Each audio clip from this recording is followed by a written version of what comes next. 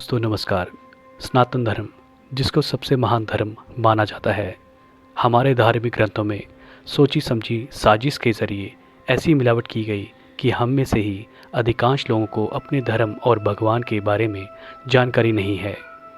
जिस संस्कृति में विज्ञान की, टेक्नोलॉजी की बातें होती थी, जिस सभ्यता ने हमारे तर्क वितर्क की बातों को आगे बढ़ाया, उसमें दूसरे धर्म के लोगों और कुछ गुरु घंटाल बाबाओं ने चमत्कार की ऐसी बातों की मिलावट की कि अब बहुत से सनातन धर्म के लोग इस पर शक करने लगे हैं कि रामायण और महाभारत सच में हुए भी थे या नहीं। यहाँ तक कि कुछ लोग श्री राम और श्री कृष्ण जी के अस्तित्व पर भी सवाल खड़े कर देते हैं। बहुत से हिंदू धर्म के लोग भी ऐसे हैं जो अपने भगवान श्री कृष्ण जी के बारे में ऐसा सोचते हैं और ऐसा कहते हैं कि वह रासलीला करते थे, वे तो चोर थे, वे तो गोपियों के साथ नाचते रहते थे। बड़ा दुर्भाग्य है इस देश का। श्री कृष्ण जी जैसे चरित्रवान भगवान के बारे में ऐसी बातें करते हुए एक बार भी वो सोचते तक नहीं हैं। क्या आप जानते हैं कि श्री कृष्ण जी जैसे गुणवान व्यक्ति आज तक इस दुनिया में नहीं हुए। भगवान श्री राम जी 12 कला संपूर्ण थे, लेकिन श्री कृष्ण जी 16 कला संपूर्ण थे। जिन गुरु घंटालों ने जो गलत काम खुद करने थे, उन्होंने वह काम हिंदू धर्म ग्रंथों में मिला दिए।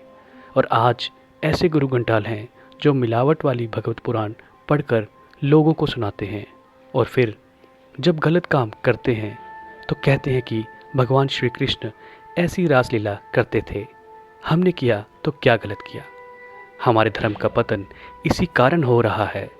भगवत पुराण तो हमारे असली धर्म ग्रंथ है ही नहीं। आप वेद पढ़िए, उपनिषद पढ़िए, वाल्मीकि रामायण पढ़िए, महाभारत पढ़िए, वो हैं हमारे धर्म ग्रंथ। भगवान श्री कृष्ण जी के असली चरित्र को आप महाभारत से समझिए। ये जो लोग कहते हैं कि भगवान श्री कृष्ण जी ने रासलीलाएं की, वे गोकुल और वृंदावन में ही इनको करते हुए बताते हैं। लेकिन हम आपकी जानकारी के लिए बता दें कि श्री कृष्ण जी ने 12 वर्ष की आयु में गोकुल और वृंदावन को छोड़ दिया था। इस बालक अवस्था में ही वो गोकुल और वृंदावन को छोड़कर मथुरा चले आए थे और उसके बाद वे द्वारका चले गए और कभी वापस गोकुल और वृंदावन नहीं आए थे। अब 12 वर्ष की आयु में एक बच्चा इस प्रकार से भोग विलासिया रासलीलाएं कर सकते हैं क्या?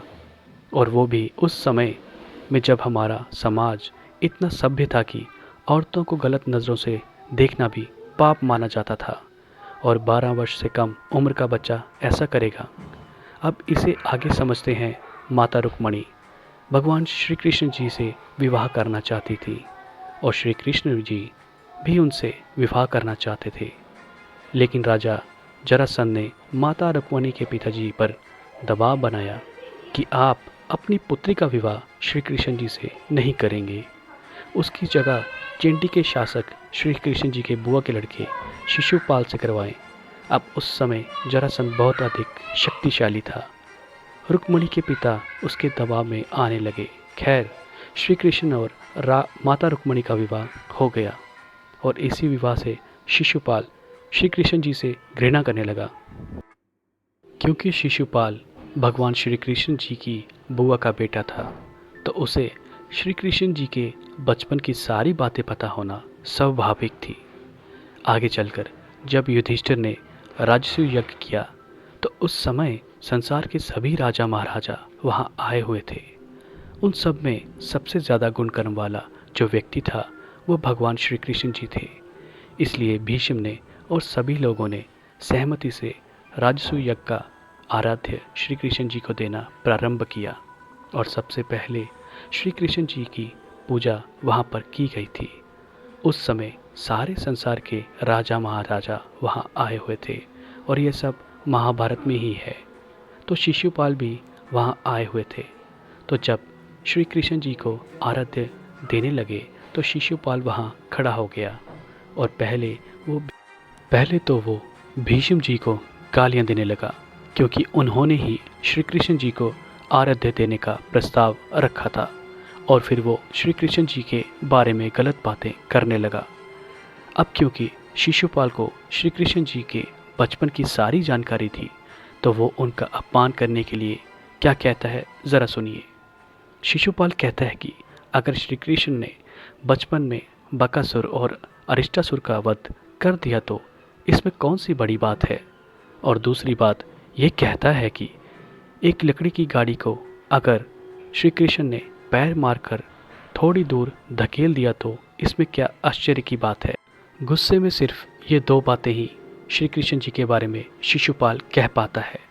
अब आप खुद दिमाग लगाइए, अगर भगवान श्री कृष्ण जी ऐसे काम करते तो शिशुपाल ये नहीं कहता कि ये तो स्त्रियों के साथ रासलीला करते हैं या ये तो चोर हैं, नचिया गवैया हैं। लेकिन वो ऐसा कुछ नहीं कह पाता क्योंकि भगवान श्री कृष्ण जैसा चरित्रवान कोई था ही नहीं। और आज हम लोग खुद कुछ गुरु घंटालों की बातों में आकर उनका चरित्र खराब करने में लगे हैं और इस पाप के भागी बनते हैं। इससे ज़्यादा दुर्भाग्य और क्या होगा हमारा। खैर, शिशुपाल की बात का उत्तर देते हुए भीष्म जी कहते हैं कि ये उपस्थित जितने भी राजा महाराजा हैं उन सबसे ज़्यादा गुणकारी श्री कृष्ण जी हैं और सबसे ज़्यादा बल भी श्री कृष्ण जी में ही है। भीम, दुर्योधन, अर्जुन सब बैठे हुए थे, लेकिन सबसे ज़्यादा बाहुबल श्री कृष्ण जी में ही बताते हैं। यहाँ तक कि जरासंध को भी भीम ने मारा था, तब श्री कृष्ण जी ने उनको कहा था कि आप मेरे या भीम में से किसी के साथ भी मल्ल युद्ध कर लीजिए। श्री कृष्ण जी पहले ही 12 वर्ष की आयु में अपने मामा कंस को मल्ल युद्ध में हरा चुके थे। ये बात जरासंध भी जानता था, इसलिए उसने भीम से युद्ध करना उचित समझा। याद रखो श्री कृष्ण जी ने गीता में क्या कहा है। श्री कृष्ण जी कहते हैं कि अपने मन से बुरे कर्म करने की सोचना भी नहीं, अपनी आत्मा को सदैव अच्छे कर्म करने में ही लगाना, अपने कान, आँख और बाकी इंद्रियों से कभी कोई गलत काम मत करना, इंद्रियों को वश में रखना, इनसे कभी कोई गलत काम ना होने पाए। यह भगवान श्री कृष्ण जी की शिक्षा है। यदि गीता पढ़ेंगे तो ऐसी अनेकों शिक्षा हमें मिलेंगी। ऐसे श्री कृष्ण जिनके चरित्र पर बचपन से लेकर मृत्यु तक एक दाग भी नहीं लगा, उनके बारे में हम लोग ऐसा सोचते हैं। जिस भगवान श्री कृष्ण जी को हमें पूजना चाहिए, जो हमें मोक्ष प्रदान कर सकते हैं, उन भगवान श्री कृष्ण जी से हमारे सनातन धर्म की लड़कियां और औरतें रासलीला करने का सोचती हैं, उनको अपना प्रेमी बनाने का सोचती हैं। अत्यंत दुखदायी बात है ये। जो भगवान श्री कृष्ण 16 कला संपूर्ण थे, उनसे अच्छी बातें सीखने की बजाय उनके बारे में ये बातें फैलाई जा रही हैं। हिंदू हो तो अपने धर्म ग्रंथ अच्छे से समझ लो, वरना स्वयं ही अपने सनातन धर्म का सर्वनाश करने में तो हम लगे ही हुए हैं। इस वीडियो को उन लोगों के साथ ज़रूर शेयर करें जो भगवान श्री कृष्ण को रासलीला करने वाला मानते हैं और जिन लोगों को भगवान श्री कृष्ण को समझने की ज़रूरत है। दोस्तों, उम्मीद है आपको हमारी ये वीडियो ज़रूर पसंद आई होगी। वीडियो अच्छी लगे तो हमारे चैनल को सब्सक्राइब ज़रूर करें